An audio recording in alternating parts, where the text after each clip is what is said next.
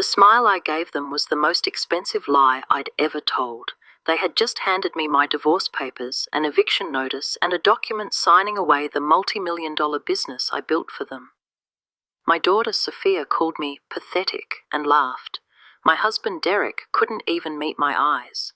I sat down, picked up the pen they gave me, and signed everything. The house, the company, 32 years of my life, gone. I stood up, looked them all in the eye and whispered, "Thank you. This makes everything so much simpler."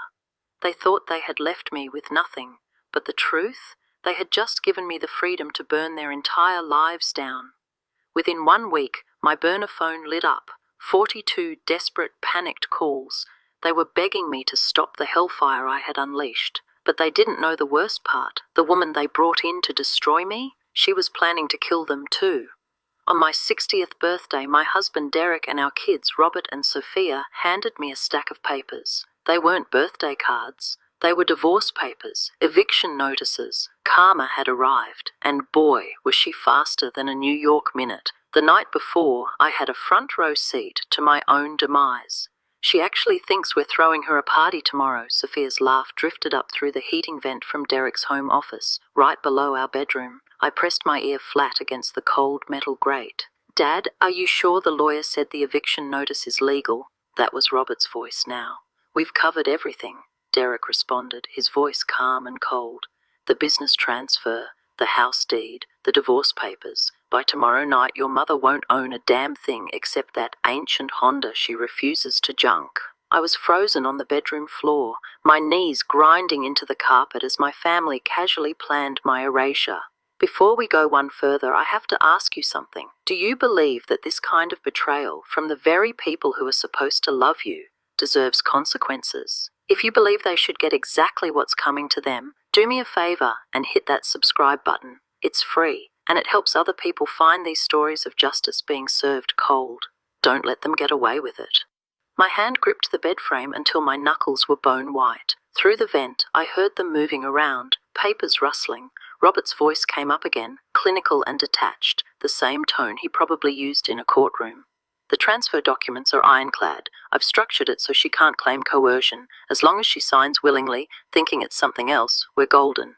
"And Victoria's ready to move in this weekend?" Sophia asked, her voice filled with a sick kind of excitement. Victoria Vance. The name had been floating around our country club for months. A recent widow who'd inherited her husband's massive construction supply business. "Victoria understands the timeline," Derek said, his voice holding a warmth I hadn't heard him use with me in years. "She's already got some of her things in a storage unit downtown. Once Olivia is out, we can start fresh." I had heard enough. This had been in the works for months, all while I was the one keeping their lives running. That morning alone, I'd already reviewed 5 contracts for our construction company, confirmed a dozen material deliveries for the next week, and balanced the accounts that Robert was supposedly managing. This wasn't just a divorce. This was a hostile takeover. I went to my closet and pulled down a small suitcase. My hands moved on autopilot, packing things that were mine before Derek.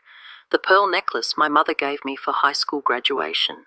The watch I bought myself with my first real paycheck. A photo album from college, from a lifetime before him. I heard the office door open downstairs. Derek went to the kitchen. Robert headed for the front door, probably back to the downtown condo I co-signed for when his credit was trash. Sophia's heels clicked toward the garage, where her BMW sat, the one we bought her for getting her master's. I came downstairs. Derek was at the counter pouring coffee. He looked up, and for a split second, I saw it. Guilt. "Tomorrow's a big day," he said, not meeting my eyes. "Your birthday." "We have something special planned," he added. His smile was a cheap imitation. It hadn't reached his eyes in months. The next day, it all went down just like they planned. They sat me down at the coffee table, a stack of documents waiting. Robert, dressed in his Saturday best, a full-blown courtroom suit, had his phone out, recording. Sophia was on the other side, her phone raised too, a little smirk on her face. They formed a perfect triangle of betrayal, and I was sitting right in the middle. They explained the papers: dissolution of marriage, transfer of the business, relinquishing the house. Sophia delivered the final blow. "We've already moved your things to the garage, Mom, the stuff that's actually yours anyway. It was Dad's money that bought everything else. She looked me dead in the eye. You're pathetic. Did you really think we needed you anymore? Derek, Robert, and their lawyer friend, who was there as a witness, watched me. They handed me the expensive Mont Blanc pen I gave Derek years ago. And I signed. I signed away the house. I signed away the business. I signed away 32 years of my life with a steady hand. Then I stood up, looked them all in the eye and smiled. A real smile. Thank you, I said softly. This makes everything so much simpler. The look on their faces, pure, unfiltered confusion, was the first real payment on the debt they owed me. I drove my old Honda to an extended stay hotel 12 miles away. Room 237 smelled like industrial cleaner and regret, but it was safe. The first thing I did was pull out my phone and start 3 calls that would change everything. Okay, she's out of the house, but she's got a plan. You can feel it, right? This is the turning point. But I know some of you are watching thinking this is just a story. It's not. It's a battle cry. If you're not subscribed, you're basically telling the algorithm that you're okay with bullies winning. Don't be that person. Hit subscribe now. And if for some reason you still won't, you owe it to the rest of us to explain why in the comments. Go on, we're waiting. My first call was to my old college roommate, Chloe Davis. She's not just an accountant, she's a forensic accountant, a bloodhound who finds hidden money for a living. She answered at midnight, no questions asked. Where and when? My second call was to Marcus Blackwood, a top-tier corporate attorney. I'd helped his daughter escape an abusive marriage a few years back. I never asked for anything in return, but I told him I might someday call in a favor. When I said, Marcus, it's Olivia, I'm calling in that favor, he just said, my private office, 7 sharp. The third call made my hands shake. Detective Miller. 8 years ago, he investigated the death of my business partner, Victoria Vance's second husband. It was ruled a heart attack, but the guy had just passed a full physical. I told the detective I had new information about Victoria's first husband, who also died of a surprise heart attack. The silence on the other end of the line was deafening. Then, ma'am, can you come to the precinct tomorrow? Bring everything you have. The pieces were already moving. The next morning, I got a call from George, my loyal warehouse manager. Mrs. B, thank God. Mr. Derek showed up at 4 a.m. with that Vance woman. They changed all the passwords, said you were on medical leave. She was measuring your office, talking about renovations. I told him to play along but document everything. He was my eyes and ears. Then the intel started pouring in. Clients were getting emails from Robert about price hikes. Suppliers were furious about payment terms being changed. And then George sent me the jackpot. Backup security footage from the warehouse. Footage showing Derek and Victoria in the middle of the night, weeks ago, photographing client lists and contracts. They weren't just taking over the company, they were planning to gut it and sell it for parts, leaving every employee out on the street. Chloe, my accountant friend, confirmed my worst fears. They'd been bleeding the company dry for 3 years, funneling over $2 million into offshore accounts. Every fraudulent transfer had Robert's digital signature on it, and Sophia, she'd sold off millions in heavy equipment for half its value, funneling the cash into a shell company that traced back to her new fancy art gallery. But Detective Miller dropped the real bomb. Your husband increased his life insurance policy last month. $2 million. Victoria Vance is listed as the secondary beneficiary. Once the divorce is final, she becomes primary. He paused. We also recovered texts between them. They discussed permanent solutions for someone they called the obstacle. Given the context, we believe that's you. Victoria wasn't just a homewrecker. She was a widow, and my husband was either her partner in crime or her next victim. This just went from a nasty divorce to a potential murder plot. It's getting dark, and honestly, if you can watch this and not feel a chill down your spine, I don't know what to tell you. If you believe Olivia needs to take them all down, the cheating husband, the greedy kids, and the Black Widow, then you need to subscribe right now. Your subscription is a vote for justice.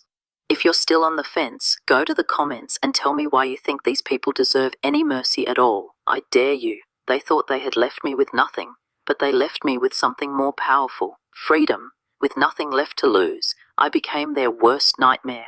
I spent the next 2 weeks gathering an arsenal of evidence: financial fraud, corporate sabotage, conspiracy to commit murder. I got a call from a major client, furious because Robert had sent substandard materials to his job site. Materials so bad they could have caused a catastrophic building collapse. Then another client called, and another. Robert and Sophia's greed and incompetence were torpedoing relationships I'd spent 20 years building. Meanwhile, my old mentor, Evelyn Reed, a legend who built the biggest construction firm in 3 states from nothing after her own messy divorce, showed up at my hotel. She'd heard the rumors. She offered me a job. Not just any job. Full partnership track. Corner office overlooking my old headquarters. And a salary double what I ever paid myself. The universe was sending me a life raft. Then I ran into him, Derek, in a supermarket. He looked like hell, haggard, desperate. He grabbed my arm. "Olivia, we need to talk. You don't understand. Victoria, she's not what I thought." Outside, I saw her sitting in her Mercedes, engine running with some thick-necked goon in the passenger seat watching us. I pulled my arm away and called Detective Miller.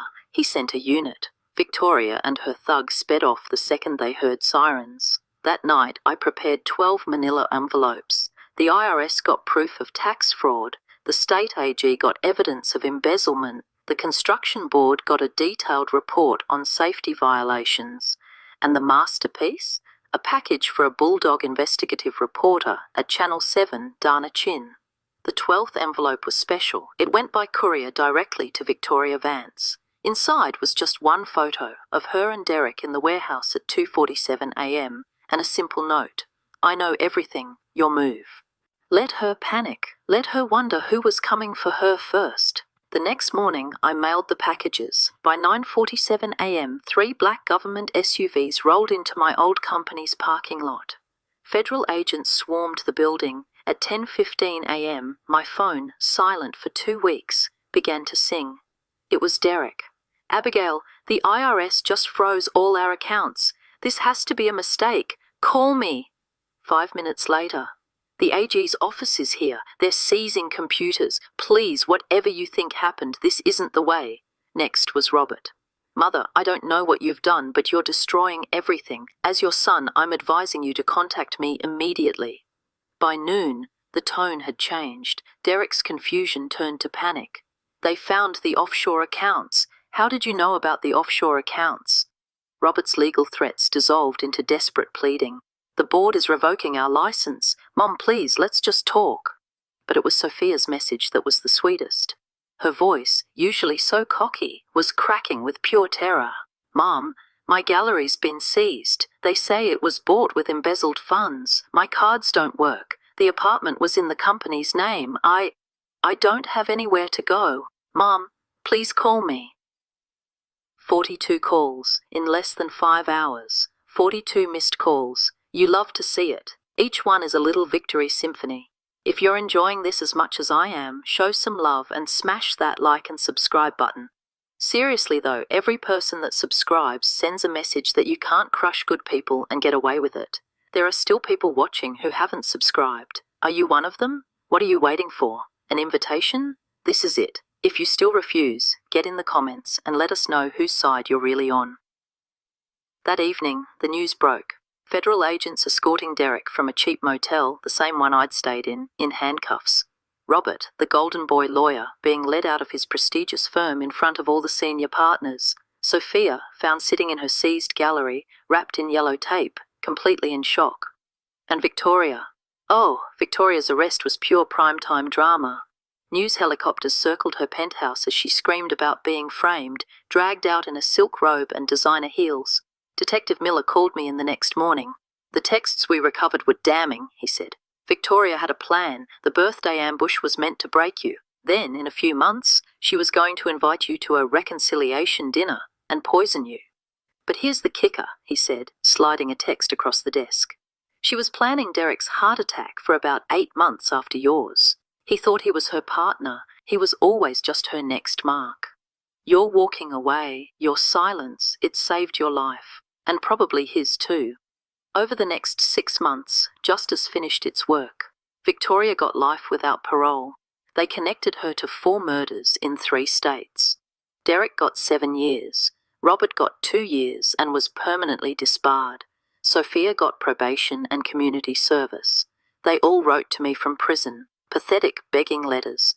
Robert needed money for the commissary. Sophia wrote about how she never learned to do anything real, not even make coffee properly. Derek's public defender wrote that his client was manipulated and wanted me to be a character witness. I put all their letters in a new folder. I labeled it Birthday Gifts. 6 months later, I stood at the podium in a packed conference room. I was officially being made an equal partner at Evelyn Reed's firm, now the undisputed top construction company in the state. I had rebuilt my life, my career, and my soul from the ashes they'd left behind. I even visited Derek in federal prison, one last time. He looked old, broken. He tried to use the kids to manipulate me into giving him money for a better lawyer. "I loved you once," he said, his voice cracking. "Doesn't 32 years count for anything?"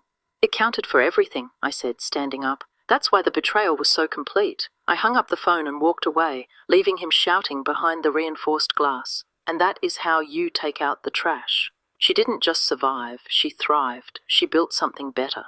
That is the ultimate revenge. This story is a testament to strength, and if it moved you, make sure you're subscribed so you never miss another story of epic justice. My favorite part was when she just calmly smiled and signed the papers, knowing the hellfire she was about to unleash. What was yours? Drop it in the comments below. And if you made it this far and still aren't subscribed, well, I guess some people just like to watch the world burn. Thanks for watching.